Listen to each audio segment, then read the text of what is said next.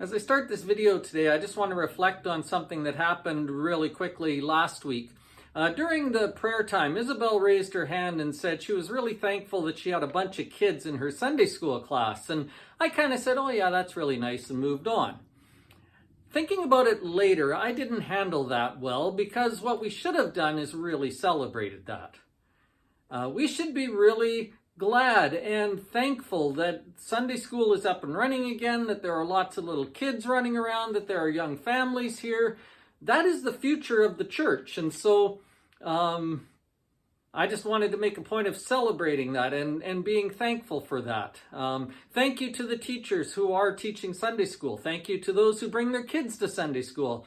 Thank you to those who are showing up at adult Bible study at 10 o'clock. Those things are really important, and really those kids are the future of the church. So I am thankful for that, and I didn't mean to just skip over that really quickly. So speaking about Sunday school and adult Bible study, can I encourage you to think about something this week? Can I encourage you to be in your seat at 10 o'clock if you're coming to adult Bible study? I know it takes time to drop your kids off downstairs, and then maybe you get in a conversation with somebody in the foyer or something. Lots of times people come in 3 or 4 or 5 minutes late. Normally it doesn't matter that much, but this week it does.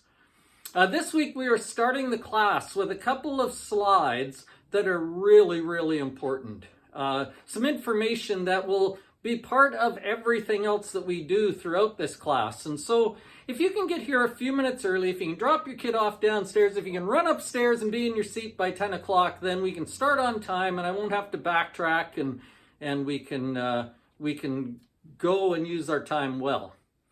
We're still in Acts chapter 1. We're in the first few verses 1 through 9 or so. You can read that portion again if you like. In that section, the church back then gets told one detail that the church now needs to know as well.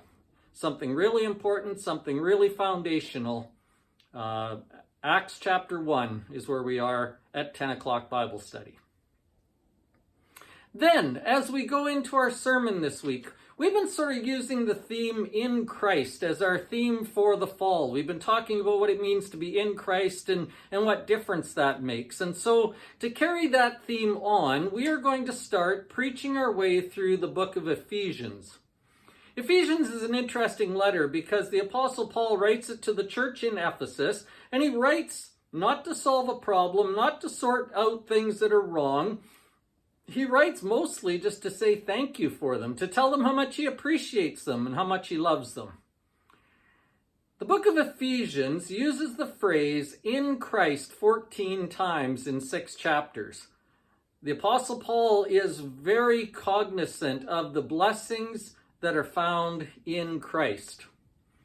And so we're going to look at those as part of our discovery of what it means to be in Christ.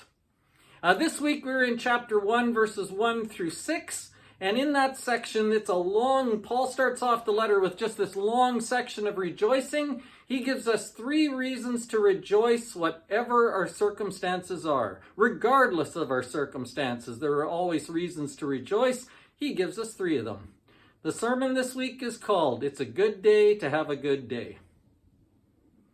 There are lots of things to rejoice about, lots of things to be thankful for, lots of things to point out and be glad about. And we're going to do a bunch of that on Sunday. See you there.